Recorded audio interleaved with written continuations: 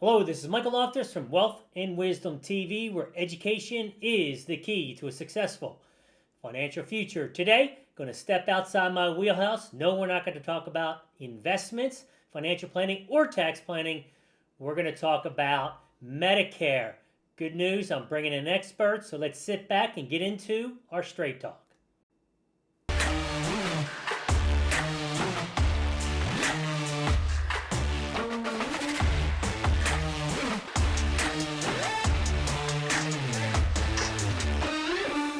All right, so like I said in our intro, we're going to do something a little bit different today. We're going to talk about Medicare. Now, I am licensed to do this. I looked at doing this a few years ago, but found out there are so many details in this space, and I'm going to focus on what I know best: financial planning and investments. Smart idea, right? So, what I'd like to do is bring in a good friend and our expert, Brian MacArthur from Design My Medicare, based out in San Diego, California. Beautiful place. So, Brian, real quick, why don't you introduce yourself and talk about your company, and then we'll get into a couple questions.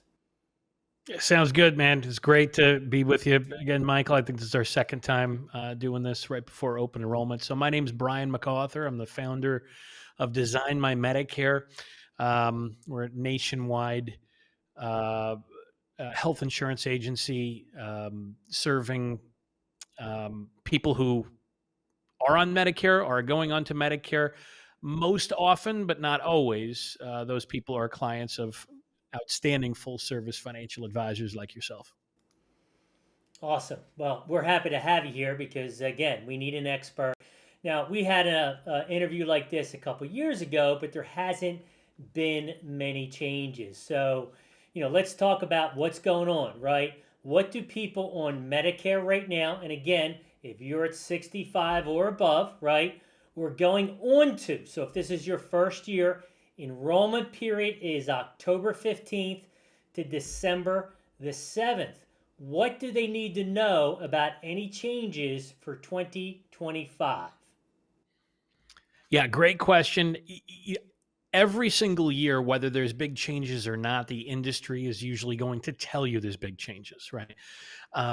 So that's kind of the messaging everybody gets. This year in particular, though, there are big changes, and they're um, sweeping big changes as a result of the Inflation Reduction Act. So if you've been paying, even a little bit of attention, we are in an election year, and the landmark legislation of the current administration has been the Inflation Reduction Act, which aims to do several different things. One of the goals was to reduce out of pocket drug costs for people on Medicare.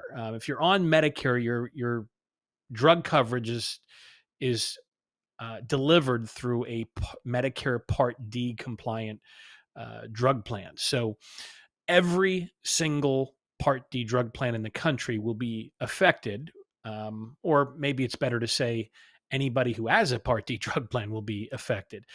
Um, One of the things I would point out is that, look, it doesn't matter how you look at the world, but legislation, when it's inserting itself into a private market or a semi private market, is almost always going to be clunky, and that typically causes disruptions, and there'll be no shortage of those uh, this year due to the Inflation Reduction Act. Okay, so here we are. It's early, right? We'll probably release this video here in the next couple weeks, so call it early October. What should people do? Let's keep it simple. Yeah, so October 1st, every Medicare agency like us and everybody in the country will have visibility on the 2025 Medicare plan options. The biggest thing to look for is going to be focused largely around your drug coverage, but not only your drug coverage. So ultimately, what people need to know is that there's two or three big points of the Inflation Reduction Act. Number one, there's never really been a max out of pocket limit for people. For people. Sorry, I'm going to take that. I'll start over there. There's really never been an out of pocket limit for how much people can pay for their drugs on Medicare. Starting in January 1, 2025, there'll be a $2,000 max out of pocket for drugs, drug copays. Now, clearly, if you're paying more than $2,000 a year, you're probably going to benefit from that legislation, or one would think, right? Um, One of the first questions I always get asked is, well, how many people are on Medicare and how many people are paying more than $2,000 a year out of pocket for their medications? It's actually a relatively small amount. It's, about 5 to 7% of the 60 plus million people on Medicare actually have out of pocket drug costs over $2,000 prior to the legislation phasing in. So that's who will benefit. Who will pay for it is the next question. Um, Besides there being a $2,000 max out of pocket at the consumer level, Medicare used to pay 80% of the retail cost of someone's meds once they reached what was called the catastrophic phase of Medicare Part D. So if you got there, your meds are really expensive. Medicare used to pay 80% of the bill. Now they're going to pay 20% of the bill. So let's think about this, Michael. You've got the government saying you can only charge a consumer $2,000 at the pharmacy counter at Walgreens or CVS. And by the way, the government, when stuff gets real and these meds get really expensive, we used to shoulder 80% of the cost. Now we're going to shoulder 20%. So Wow. the messaging with the legislation says, hey, we're going to stick it to the insurance companies and the manufacturers. Maybe they'll bear a little bit of that burden, but you and I know, Michael, anytime, and again, I live in California, there's no shortage of taxes. Anytime a tax is being or any legislation is going to affect everybody, it's not the gas station, it's not the energy company that pays the bill in California. The consumer pays for those extra taxes. Well, that's what's going to happen largely with the Inflation Reduction Act, because what the insurance companies are going to do is they're going to increase the cost of a Medicare Part D drug plan and pass most of the cost of this legislation onto the consumer. Quick example, if the average sustainable monthly premium on a standalone Part D drug plan is about $30 a month, I'm going to say a lot of them will go to $50 to $60 a month. So again, some people will benefit because even if your Part D drug plan goes from $30 a month to 60, maybe you'll benefit from the out of pocket maximum of $2,000, but there's a whole lot of people out there that are not paying $2,000 and they're just going to pay higher monthly premiums. Um, So so what if there's a drug that's $10,000 a year? So what happens? I'm just trying to make it simple for me, not understanding. This is new to me. So, and yeah, there are well, probably a lot of our listeners. as long as it's a covered medication, you will keep paying your copays up Okay. until $2,000 has Okay. fallen out of your wallet. Got it. Um, and if you were in that situation in 2024 or before, you might pay six or seven or $8,000 a year would be your real out of pocket costs for Right. those meds. Because even without a max out of pocket previously, there were still things that really kept anybody from ever paying more than about $8,000 a year for their meds. But now in that situation, $2,000 is the most money that can fall out of your pocket. So that is a plus. Yeah, certainly if you're paying more than $2,000 a year. So Okay. I don't want to suggest there's no beneficiaries. There certainly are, but it's what's going to happen is it's going to affect a small portion of people, and then basically everybody's going to pay more for it. Got So it. it is what it is. It's broad sweeping legislation. Um, and one of the questions you may have is what can people do? So every year, if you're already on Medicare, every September you get your annual notice of change form. The government mandates that your current Medicare plan sends this out to you, and it just shows you side by side. Here's the plan you're on in 2024. If you don't do anything, here's what your plan will and won't do, and at what cost in 2025. It's easy to overlook reading that annual notice of change. This year, everybody who's already on Medicare needs to read that because it's actually a pretty good comparison that just hits you between the eyes with what the differences are. Some of the things people will be looking for is, if it's a Part D drug plan, what's this year's monthly premium? What's next year's monthly premium? How are my copays changing? In general, I'm going to say that most of the plans are going to probably accelerate how quickly you can get to $2,000 out of your wallet. So I would anticipate a bit more of a front end loaded, cash outflow scenario. They're going to reach into your pocket kind of fast and furious to make sure more people get to the $2,000 max out of pocket in general. Everybody should probably set up an account on Medicare.gov if you already have your Medicare number. Um, a lot of your meds kind of import into there, and you can just clean up your medication list and make sure that it's accurate so that one, for ambitious people who want to shop their Part D drug plan on their own, you can do that. There's really no cost to having an agent do it as well. But even we even have our clients make sure they have that just so that they can uh, benefit from the transparency and see exactly what we see.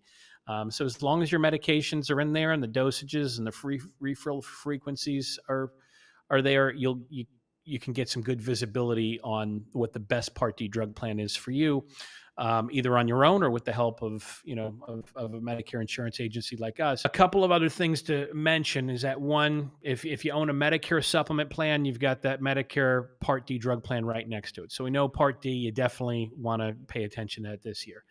Secondly, those Medicare supplement plans they always go up every year for reasons we expect, Michael. But number one, in most parts of the country, your Medicare supplement plan will go up two different ways.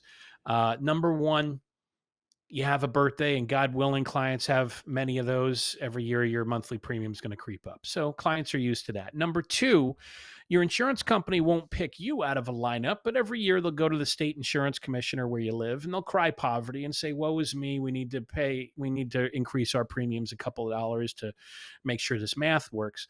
And the insurance commissioner says yes or no, or yes, but you can only have this much, not as much as you asked for. So people are used to that. On that latter portion where the insurance companies get a premium increase approved, that is happening way higher increments lately. A lot of surgeries did not happen during COVID. If it wasn't life threatening, a lot of surgeries got backlogged, and now surgery centers are super busy catching up on that backlog. So the utilization of Medicare benefits and the supplement benefits is higher. So people are seeing big spikes in their Medicare supplement. So I would say if you have a Medicare supplement plan and a Part D drug plan, you're probably going to want to put some eyeballs or have somebody put some eyeballs on that this year. Just make sure, look, a lot of times we tell people, we might tell you to be grateful for what you have. If there's a pricing improvement opportunity, there's enough disruption with these recent events that there might be. At least it's worth reviewing. Additionally, if you don't have a standalone Part D drug plan, then you have Part D built into your Medicare Advantage plan. Medicare Advantage plans, when I first started, were all magnificent HMOs. A lot of your clients, Michael, they don't care how magnificent it is; they're not HMO people.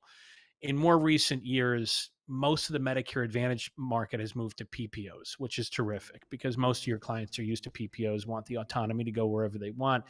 And Medicare Advantage plans often have no monthly premiums and, no deductible, very modest copays.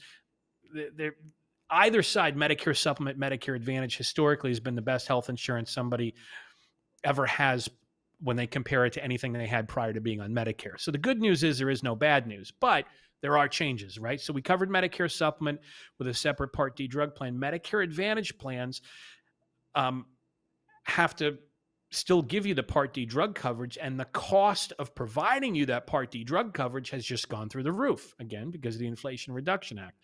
So this year, we're seeing a lot of Medicare Advantage plans leave the market in certain geographic areas. And because the cost of offering the drug coverage has gone up precipitously, a lot of those extra benefits seem to be the first thing on the chopping block. So if you were used to a dental benefit in your Medicare Advantage plan, that dental benefit might be getting way worse or going away. Vision, kind of the same thing. We're not seeing that the zero premium plans are going up to $5 or $10 or $20. Everybody likes the idea, no monthly premium plans, but there is some fat being trimmed within those plans. So I bring that up because if you've been on Medicare for the last 5, 6, or 7 years, it almost felt like an arms race. Every year the benefits are getting better and better and better. This is going to be the first year that if people read their annual notice of change, they're going to see probably their benefits getting a little bit worse. Still outstanding coverage relative to, anything that's not Medicare. But we may have hit the peak of kind of the benefits arms race where those benefits are now starting to kind of settle down. Right. So again, you can accomplish um, policing that by reading your annual notice of change. And the other thing I would bring up, just because now the Medicare supplement plans give you autonomy to go, well, they've always given you the autonomy to go wherever you want without a referral, that sort of thing. But now the Medicare Advantage PPO plans also, because their PPOs don't require referrals, is probably the biggest inflation hedging strategy we're engaging in this year. Is we've got clients that they're just watching these premiums increase all the time. And now that's happening, within Medicare, at the gas pump, wherever. And if people have been on a Medicare supplement plan, um, their whole tenure on Medicare, and they've never been on a Medicare Advantage plan, there's something called the Medicare Advantage trial right, where you can go from your Medicare supplement plan, take a Medicare Advantage, usually PPO plan for a test drive that'll have no monthly premium. And you can take that thing for a test drive for 2025, so a full calendar year. And then basically, so you just take a break from paying monthly premiums and still have magnificent coverage. And then this time next year, we can talk and say, look, do you like it? Do you want to, stick with it? Or do you want to go back to your Medicare supplement plan and just, that you liked so much? And it's almost a risk free way to take a break from paying monthly premiums. Now, there's a couple of other trade offs in there. If you may have no monthly premium on the Medicare Advantage plan, but you're going to pay some modest copays when you go to the doctor. But for people who are being squeezed, love their Medicare supplement plan, um, that's a way to take a break. I mean, monthly premiums for somebody on Medicare for a supplement and a Part D drug plan could be $250 a month per spouse. If they've been on Medicare for a couple of years. So if a married couple took a break, that could be $5,000 in hard dollar savings to their household in 2025.